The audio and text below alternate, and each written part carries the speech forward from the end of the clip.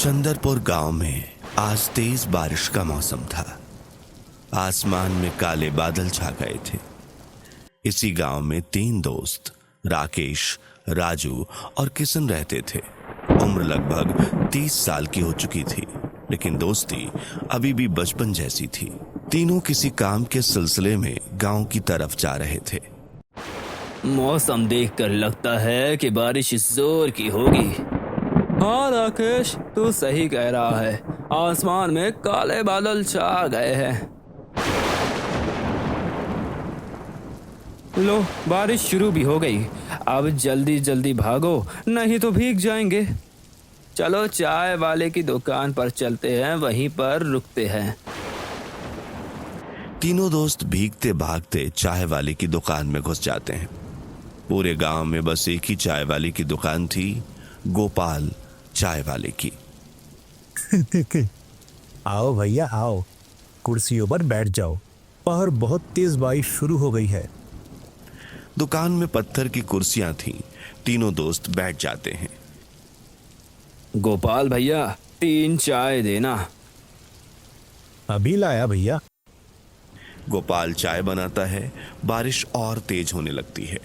एक कोने में जगदीश काका बैठे हैं। वो चुपचाप बाहर देख रहे थे। आज तो यहीं बैठना पड़ेगा, बारिश बंद होने की संभावना नहीं लग रही। लगता है आज पूरी रात यही कटेगी। तीनों दोस्त हंसने लगते हैं। गोपाल चाय लेकर आता है। लो भैया, गरम गरम चाय। काका, आप भी फंस गए क्या? हाँ बेटा, मैं भी कहीं जा रहा था, पर इस बारिश ने मुझे रोक लिया। काका, आपकी चाय ठंडी हो जाएगी।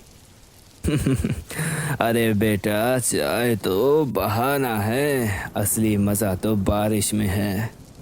काका, जब तक बारिश बंद नहीं होती कुछ सुनाइए ना, आपकी जवानी की कोई कहानी। क्या सुनाऊं बेटा? कुछ भी सुनाइए। ठीक है, सुनो।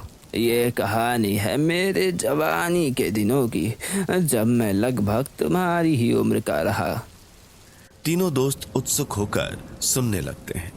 गोपाल चाय बना रहा था, लेकिन वह भी जगदीश काका की बातें ध्यान से सुन रहा था। दुकान में सन्नाटा छा जाता है। सिर्फ बाहर से बारिश की आवाज आ रही थी। बचपन में ही मेरे माता पिता गुजर गए थे और मैं गांव के साहूकार की दुकान पर काम करता था।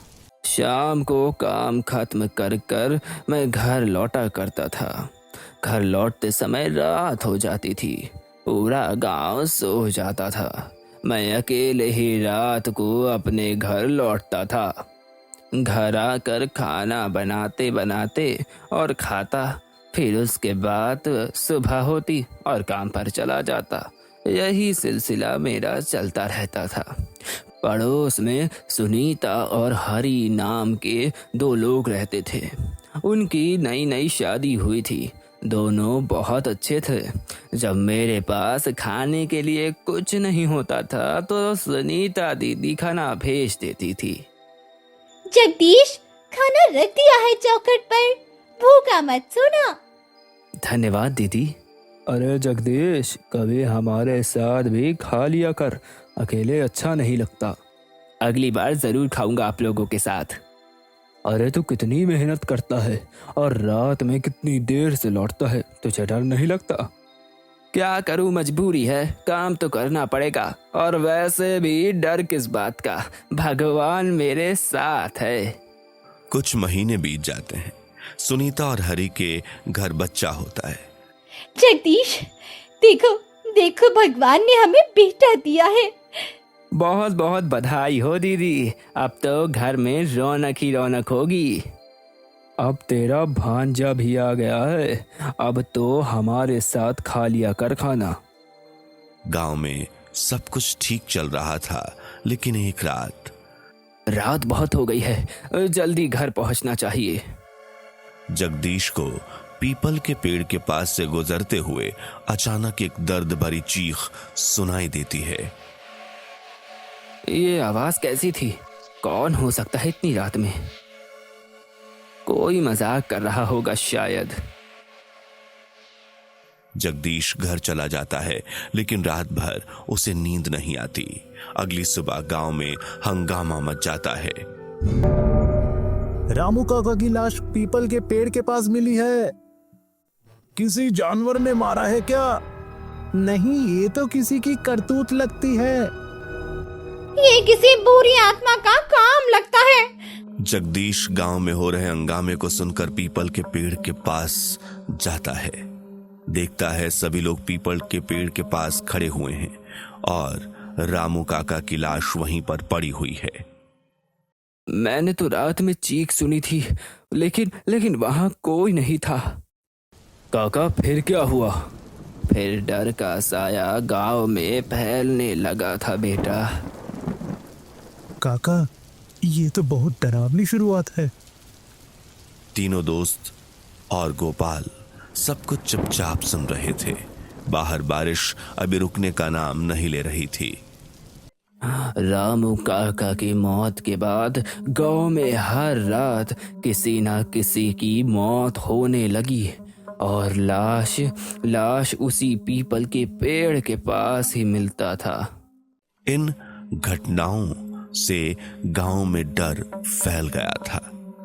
कल रात मैंने पीपल के पेड़ के पास से चीख सुनी थी। किसकी थी? ये पेड़ मनहूस है, कुछ तो है वहां। सभी गांव वाले डर चुके थे, लेकिन घटनाएं जारी रहीं। हर रात कोई ना कोई मरता था। सुबह का समय सभी गांव वाले एक जगह खड़े हुए थे। अब तो डर लगने लगा है। रोज रोज किसी ना किसी की मौत जो हो रही है। मैंने पंडित जी से बात की है, वो कुछ करेंगी। सभी गांव वाले पंडित जी को बुलाने जाते हैं। पंडित जी मंदिर में पूजा कर रहे थे। पंडित जी, गांव में संकट आ गया है, मदद कीजिए। मुझे उस संकट की खबर है, चलिए मैं आपके साथ चलता हूँ। गांव वालों के साथ पंडित जी भी पीपल के पेड़ के पास पहुंचते हैं। यहाँ कुछ अशुभ है, मैं सिंदूर से गोला बनाऊंगा, कोई भी इसे पार मत करना। पंडित जी पेड़ के चारों ओर सिंदूर का गोला बनाते हैं। अब तो सब ठीक हो जाएगा ना पंडित जी? जब तक ये गोला बना है, जब तक सब कुछ ठीक है, और ध्यान रहे कोई भी इस गोले को पार मत करना। रात का समय था। जगदीश अपनी दुकान से लौट रहा था।